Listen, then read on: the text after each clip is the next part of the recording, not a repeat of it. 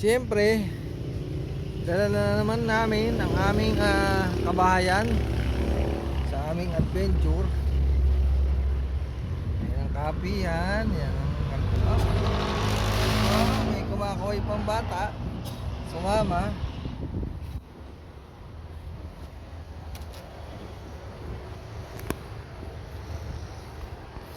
Ano laman ng cooler?